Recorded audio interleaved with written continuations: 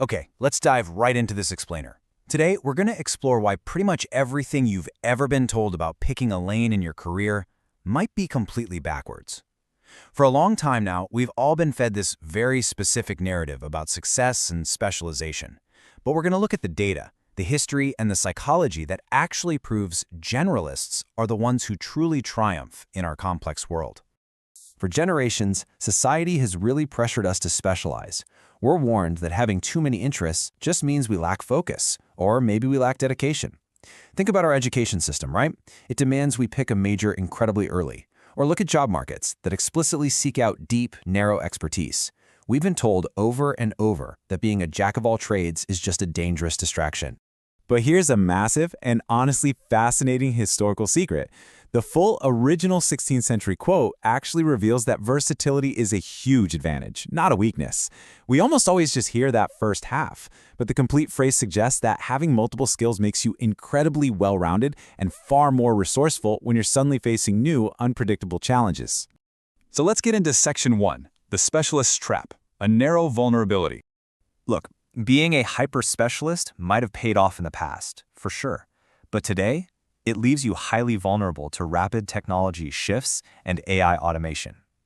I mean, when your entire career relies on a narrow set of easily codifiable skills, what happens when a machine learns to do it faster? Specialists run a very real risk of stagnation, and they often struggle to pivot when their specific industry gets disrupted. We really need to move away from being what author Robert Twigger calls a monopath. That's basically a person with a one-track mind who just kind of breaks when their industry changes. Compare that to an anti-fragile polymath. Following Dr. Nessim Nicholas Taleb's concept of anti-fragility, these people don't just merely survive stressors and chaos. They adapt, they learn, and they actually get noticeably stronger because of them. Which brings us to Section 2, Rise of the Polymath, Return of the Renaissance. If you zoom out, throughout history, specialization was actually just a brief phase. Back in the hunter-gatherer era, everyone needed broad proficiency just to survive. Then the Renaissance celebrated wide-ranging polymaths, people like Da Vinci and Franklin. It was really only the industrial age that fragmented our labor. But in our 21st century convergence economy, those rigid distinctions between industries are breaking down. And that means the absolute best opportunities lie exactly where different fields intersect. So the crucial takeaway here is to embrace your multi-potentiality. It's a great term for individuals whose diverse passions equip them with this literal superpower of big-picture thinking. When you have multi-potentiality, you excel at idea synthesis, you learn rapidly, and you can seamlessly translate between different modes of thought to solve really complex, multifactorial problems. Having diverse passions doesn't mean you're distracted, you are actively building a dynamic mental toolkit. All right, moving on to Section 3, the power of range, generalists excel. If you're still feeling even a little guilty for being a generalist, David Epstein's research is going to completely change your mind. His book Range proves that in complex and unpredictable fields, the people who think broadly, experiment relentlessly, and actively cultivate an efficiency are the ones primed to excel. His research actually shows that early specialization is the exception for world-class performers, not the rule. Top performers often dabble and find their path super late.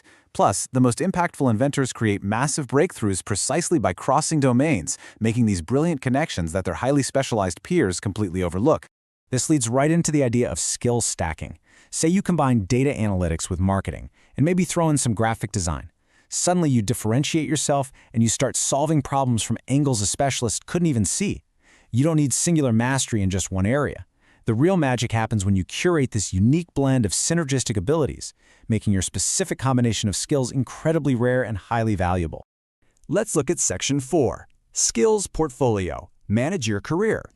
We can treat our skills just like a financial investor treats a portfolio.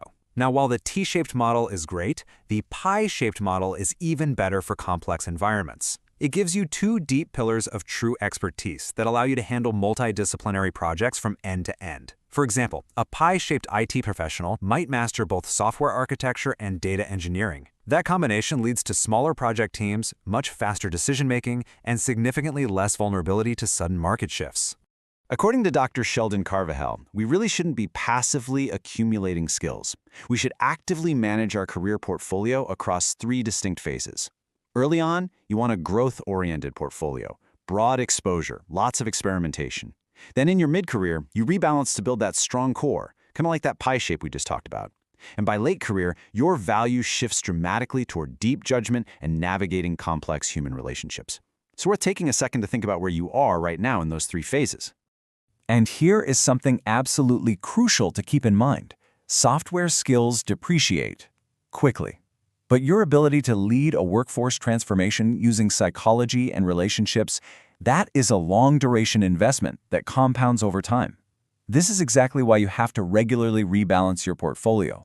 A procedural skill that can be codified and automated is going to lose value fast, but human-centric, complex, appreciating skills will always keep you anti-fragile. And finally, Section 5, psychologically rich, diverse experiences. Because at the end of the day, being a generalist isn't just some corporate survival tactic, it profoundly impacts your overall well-being and happiness. Picking up and dropping hobbies isn't a sign of an unfocused mind, it's actually the active pursuit of a psychologically rich life, one that values diverse experiences way more than rigid mastery. It's about the patience you pick up from knitting, the discipline you learn from martial arts, or that sudden shift in perspective you get from photography. Every new hobby diversifies your life's narrative and helps you see the world through multiple, deeply enriching lenses. And get this, here's a genuinely surprising fact. An 11-year study found that older adults who engaged in many hobbies saw their risk of disabling dementia drop by a massive 22%. Your brain is literally like a muscle. Drawing on diverse interests and constantly challenging it across entirely different fields acts as a literal protective shield for your cognitive health. So, knowing all this, knowing that a broad range of interests makes you smarter, happier, and infinitely more adaptable, I want to leave you with one final thought. What new, seemingly unrelated skill are you going to add to your stack today?